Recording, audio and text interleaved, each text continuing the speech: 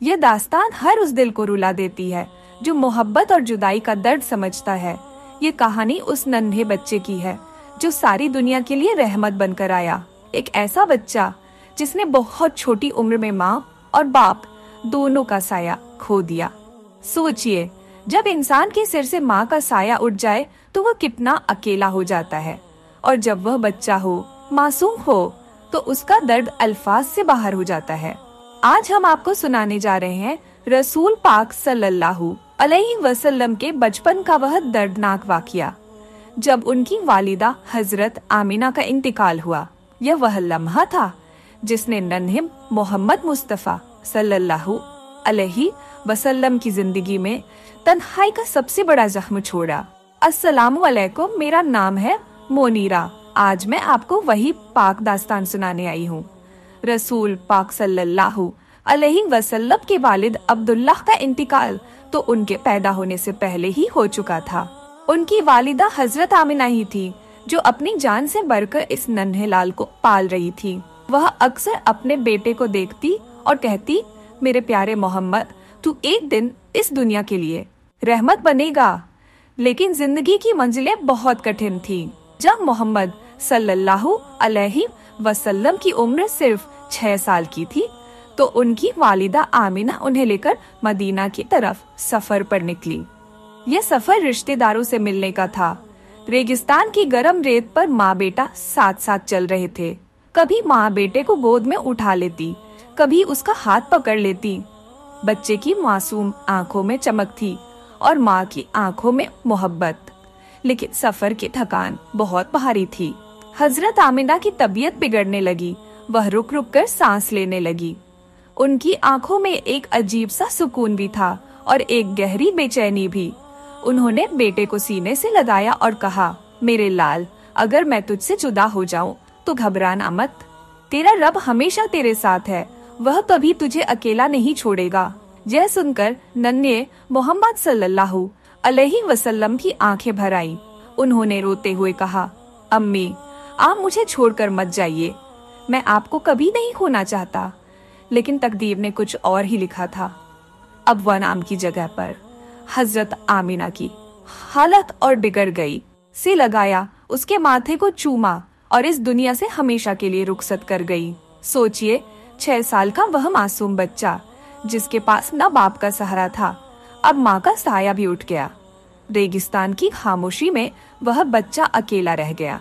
आंखों से आंसू बहते रहे, दिल से सिसकियां उठती रही। माँ की कब्र के पास झुककर वह पुकारता रहा, अम्मी। बस हवा की सरसराहट थी और तन्हाई का गहरा जख्म। फिर उम्मे ऐमन ने उस बच्चे का हाथ थामा और उसे मक्का की तरफ वापस ले चली। सफर लंबा था और हर कदम पर मोहम्मद सल्लल्लाहु अलैहि वसल्लम पीछे मुड़कर देखते, जैसे कह रहे हो, अम्मी, मैं आपको कैसे छोड़ दूं। यह जुदाई का दर्द उनके दिल में हमेशा के लिए बस गया। लेकिन यही दर्द, यही तन्हाई आगे चलकर उनकी जिंदगी का सबसे बड़ा सबक बनी। यही सब्र, यही गम उन्हें पूरी इंसानियत के लिए रहमत बनाने वाला बना। सफर का हर कदम मोहम्मद सल्लल्लाहु अलैहि वसल्लम के लिए तीर की तरह चुभ रहा था। उम्मे ऐमन उन्हें संभाल रही थी, लेकिन माँ का खोना ऐसा जख्म था जिसे कोई मरहम नहीं भर सकता था। 6 साल का वह मासूम जिसकी आंखें अभी रो रो कर सुर्ख हो चुकी थी, हर रास्ते, हर मोड़ पर अपनी अम्मी को ढूंढता। कभी हवा की सरसराहट को सुनता, कभी आसमान की तरफ देखता। शायद उसे लगता था कि माँ किसी तरह लौट आएंगी। मक्का पहुँचने तक वह बच्चा इतना चुप हो चुका था कि लोग उसे देखते और कहते, यह बच्चा तन्हाई का दरिया पी गया है।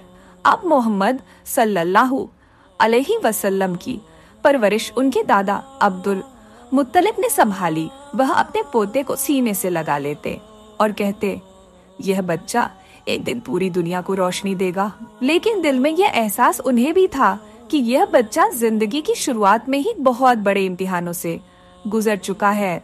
मक्का की गलियों में जब बच्चे खेलते, हंसते, मुस्कुराते, तो मोहम्मद सल्लल्लाहु अलैहि वसल्लम अक्सर खामोश खड़े रहते।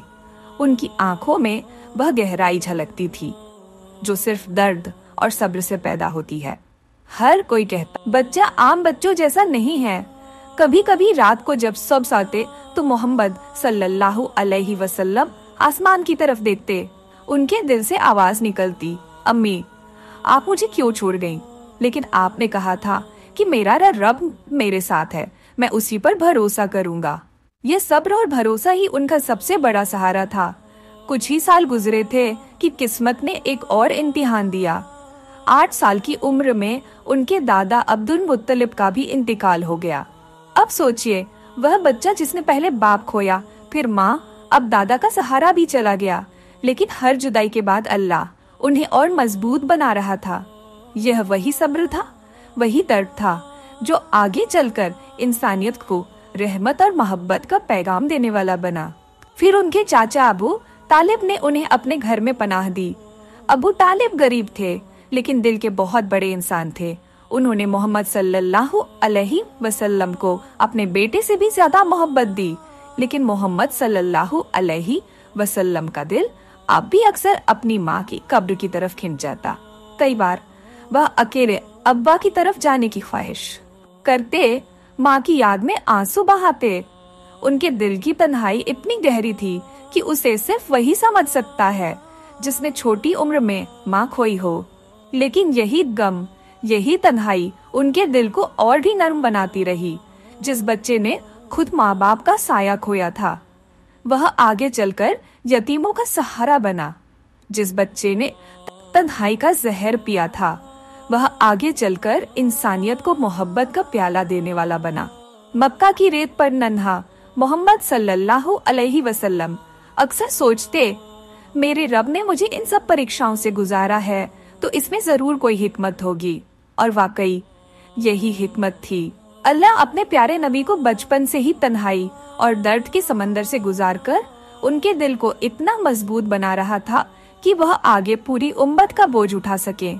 आज जब हम उस सफर को याद करते हैं तो हमारी आंखों में भी आंसू आ जाते हैं, क्योंकि यह सिर्फ मोहम्मद सल्लल्लाहु अलैहि वसल्लम की कहानी नहीं, बल्कि हर उस इंसान की कहानी है जिसने तन्हाई झेली, माँ बाप खोए और फिर भी सब्र से जिंदा रहा। अगर यह पाक दास्तान आपको पसंद आई हो तो इसे लाइक कीजिए, अपने दिल की बात कमेंट में लिखिए, अपने दोस्तों के साथ शेयर कीजिए और हमारे चैनल इस्लाम का रोशनी को जरूर सब्सक्राइब कीजिए।